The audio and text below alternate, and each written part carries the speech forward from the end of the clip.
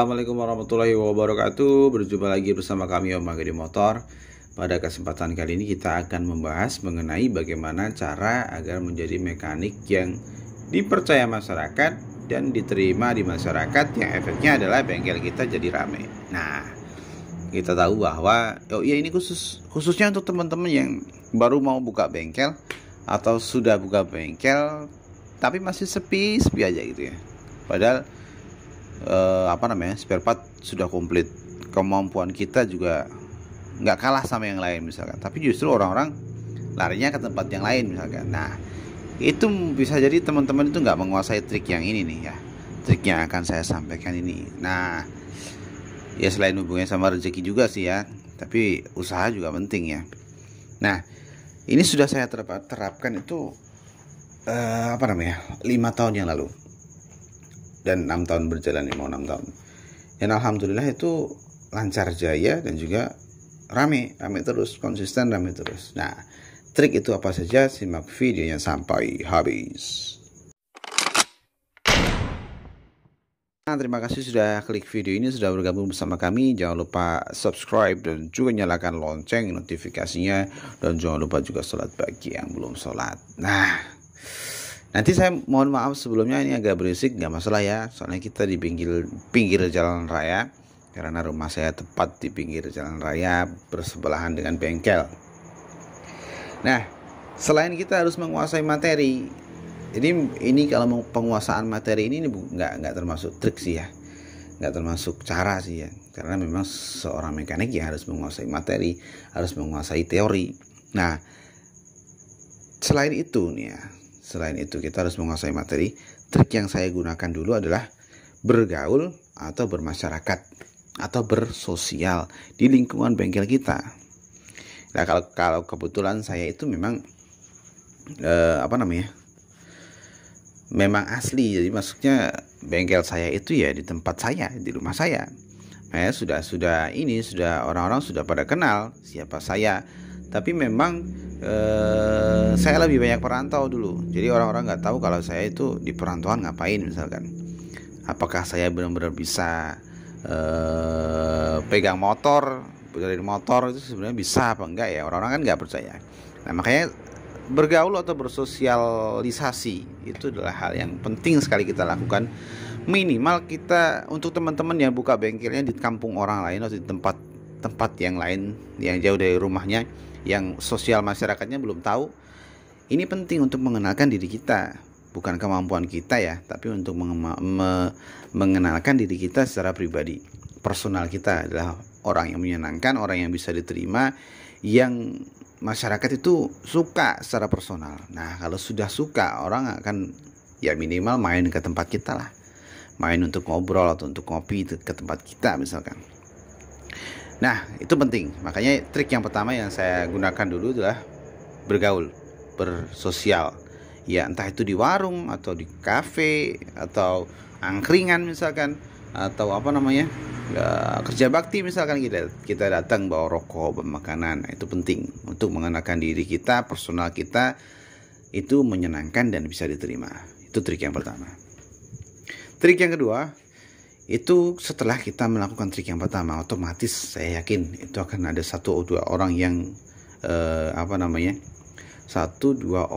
yang datang ke tempat kita. Nah, ketika mereka datang untuk servis motor, berisikan.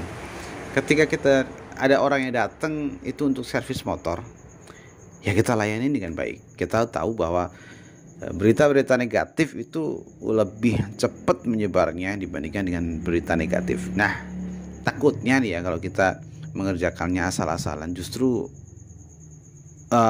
berita buruknya itu akan menyebar secara cepat. Jangan kesana tuh garapannya jelek, saya kesana tuh ya bener murah misalnya kan, karena kita lagi promo nih ya, kita tarif yang murah, iya bener murah tapi ini hasilnya jelek. Nah, jangan kesana. Akhirnya ya nggak ada datang, yang ke tempat kita tuh nggak ada yang datang.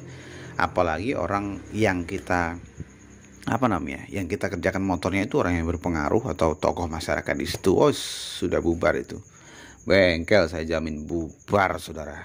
Nah, makanya kita harus melakukan pelayanan yang baik. Selain harus ramah tamah, ya harus kita kerjakan secara jujur dan secara maksimal. Itu adalah trik yang kedua.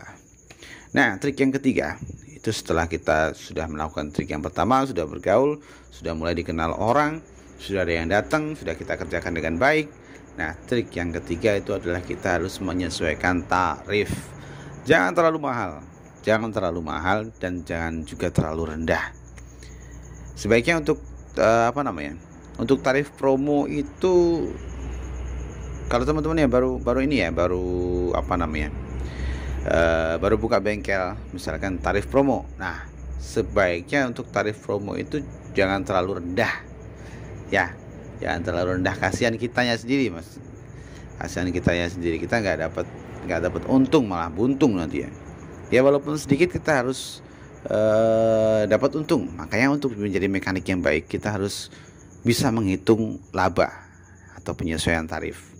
Artinya kita ketika servis motor misalkan ya, membersihkan karburator misalkan, atau membersihkan CVT misalkan, itu alatnya yang kita pakai itu apa saja, terus habis dana berapa, misalkan kalau kompresor ya listriknya atau bensinnya atau solarnya itu habis berapa untuk satu motor, itu harus kita hitung agar terperinci, ya kan.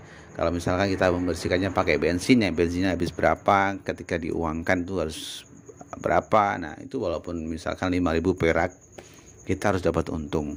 Makanya kita harus pinter-pinter pasang tarif. Jangan terlalu rendah dan jangan juga terlalu tinggi. Kalau terlalu tinggi itu kita bunuh diri, karena pasti gak ada orang yang datang, apalagi kita baru. Kalau terlalu rendah, nanti banyak yang datang, tapi justru kita yang tekor, ya.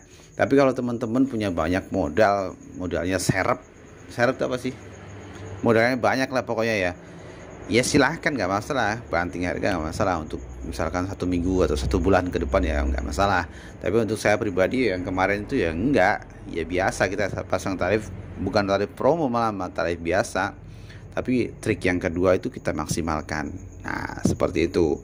Oke ya, itu adalah trik yang ketiga. Nah, trik yang keempat nih ya.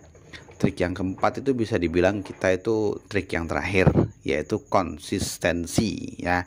Jangan sampai ketika kita awal-awal buka bengkel itu kita ngerjainnya bagus, ngerjainnya jujur, karena kita cari konsumen ya, kita cari pelanggan. Tapi begitu kita dapat pelanggan, kinerja kita menurun, misalkan saking ramenya. Ya ini memang saya alami. Konsistensi itu memang susah. Jadi ketika kita semakin ramai, itu konsentrasi kita terpecah, masalah semakin banyak, biasanya bisa jadi pengerjaannya itu nggak maksimal. Ada yang lupa pasang baut, ada yang lupa ngencengin baut, misalkan ngetap oli, baut tap olinya nggak dipasang, oli sudah kita masukkan, itu ya ruginya kita sendiri kan. Makanya konsistensi dan konsentrasi itu penting. Kalau konsistensi itu tujuannya adalah untuk ya mempertahankan pelanggan yang sudah ada, yang sudah suka sama kita, jangan sampai jadi benci sama kita ya. Kalau misalkan sudah mulai rame, nggak bisa konsisten dalam artian karena kita terlalu berat atau terlalu banyak pikiran, ya kita cari teman, kita cari partner kerja, biar ada yang bantuin kita, ya kan, di bawah pengawasan kita tentu saja. Nah, itu tadi adalah 4 trik yang bisa teman-teman lakukan, yang bisa teman-teman terapkan. Tapi kalau sudah menerapkan 4 itu dan masih sepi juga, yaitu hubungannya sama rezeki sih ya. Tapi minimal kita sudah berusaha ya. Mungkin ada faktor-faktor yang lain, mungkin teman-teman ada yang main dukun, hati-hati disebar beras kuning. Iya bisa jadi sih ya, tapi ya percaya atau nggak percaya, dulu pernah horor, nggak perlu diceritakan. Tapi nggak mempan sama saya ya. Tetap ramai sampai sekarang ya, bisa buka toko spare part juga. Saya doakan teman-teman yang di luar sana yang baru merintis bengkel, yang baru buka bengkel, saya doakan nanti 2-3 tahun lagi bisa buka bengkel toko spare part ya, walaupun kecil-kecilan, modal kecil-kecilan seperti saya, tapi minimal kita ganti oli, ganti ban luar, ban dalam, itu nggak lari kemana-mana kita, karena sudah tersedia di toko kita. Nah, seperti itu, semoga bermanfaat ya, semoga bisa diterapkan. Kalau ada salah-salah kata dari saya mohon maaf yang sebesar-besarnya. Oke, video kali ini saya akhiri, semoga bermanfaat. Jangan lupa subscribe dan juga nyalakan lonceng notifikasinya, dan jangan lupa juga sholat bagi yang belum sholat. Ini saya bikin video sudah malam sekali, ngantuk sekali. Terima kasih, saya akhiri, semoga sehat selalu, semoga dalam lindungan Allah Subhanahu wa ta'ala. Jangan lupa sholat ya, sekali lagi. Assalamualaikum warahmatullahi wabarakatuh.